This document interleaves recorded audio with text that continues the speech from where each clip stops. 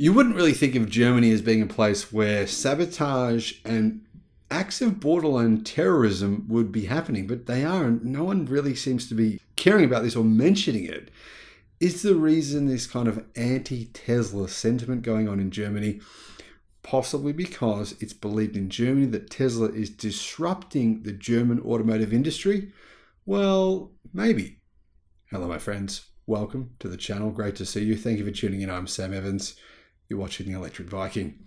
Got to say welcome to all the new subscribers. Great to have you. Welcome back, everyone else.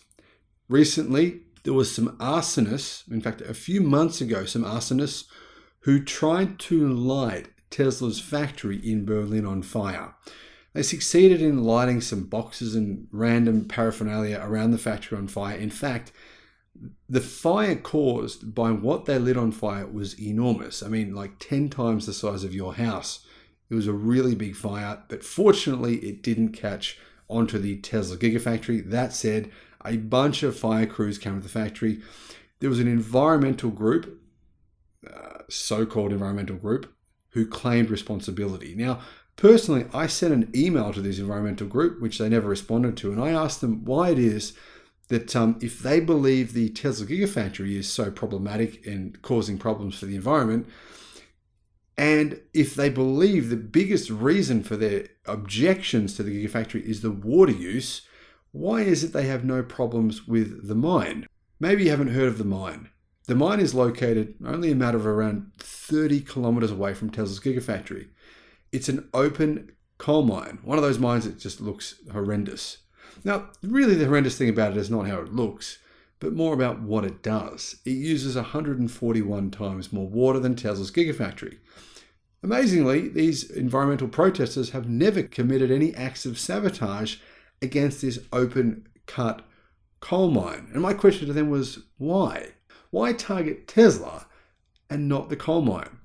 Strangely, they never responded to my emails. And it appears some of them, or possibly some of them, have now decided that, failing to light Tesla's factory on fire was, not such a big deal, because now they've moved on to lighting random Teslas on fire. Not just Tesla cars, like not cars owned by Tesla themselves, but cars owned by individual consumers. A group has claimed responsibility for a fire that destroyed numerous Teslas in the Feckenheim district in Frankfurt, Germany. The group said on a post that the arson was committed because Tesla is one of the most prominent enemies. Enemies of who exactly? Gas? Oil?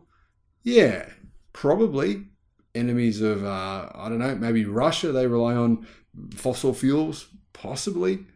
Enemies of the environment. Well, I don't think any legitimate environment protesters believe that's the case. Anyway, the German press agency DPA said a total of 15 Tesla electric vehicles have been set on fire in a huge blaze.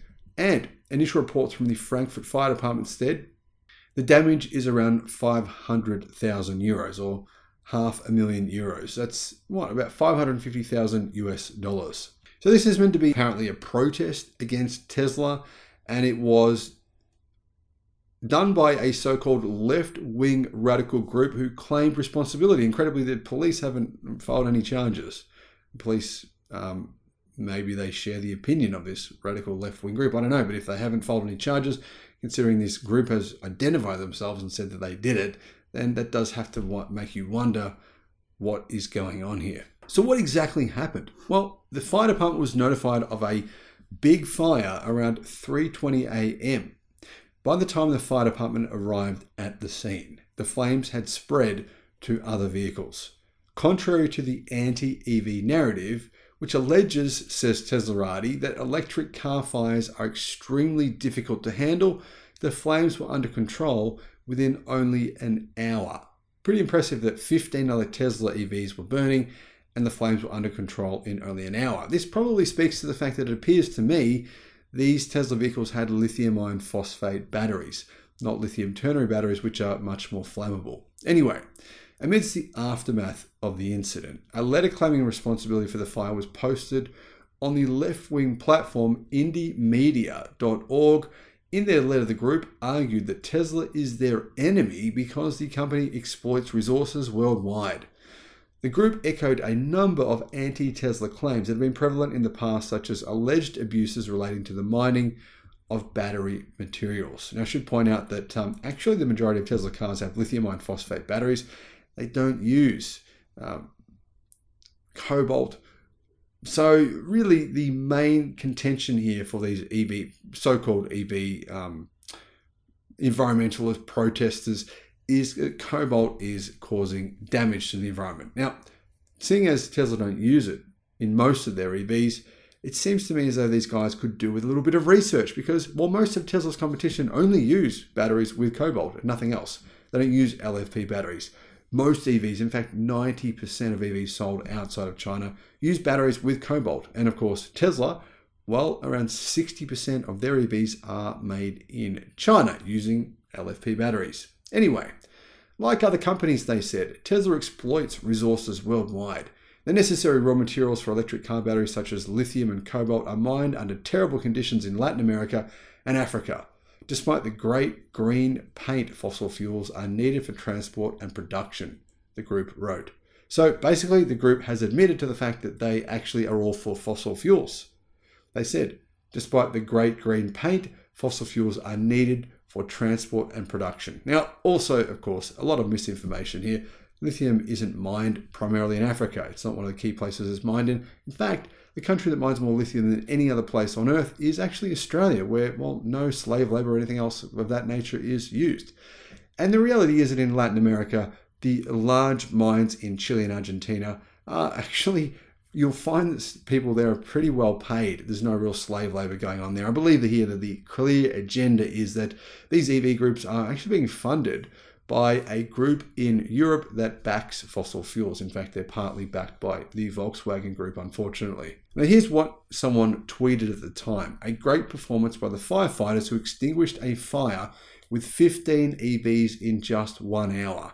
First fire trucks left after 60 minutes. They watched the vehicles until the morning. There were no reignitions.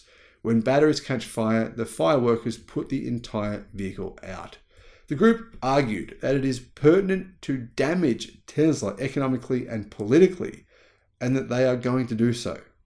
This way, the letter of responsibility noted, the group can emphasize that it does not agree with green lies. In fact, green lies are their biggest issues.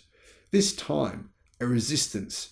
We attacked a parking lot with Teslas for sale. I mean, never mind the fact that these were owned by individual owners and not Tesla. Anyway, private Teslas are often affected everywhere, or the construction of factories like in Berlin Grunheide is sabotaged. In other words, they're admitting that they were the ones who sabotaged the factory. In fact, they did admit that afterwards. These are all important parts of damaging this company, also economically, but above all, politically, to show that we do not agree with green lies, theft of raw materials, or cities and roads that belong to the rich. Now, I'm not really sure what they mean by this theft of cities and roads that belong to the rich. Theft of raw materials, as far as I know, Tesla does pay for everything. They're certainly not known for stealing raw materials. Seems to me like this left-wing group is completely and utterly delusional and a scourge to mankind. But that's just my take, guys. What do you think? Let me know your thoughts in the comments. Thank you for watching.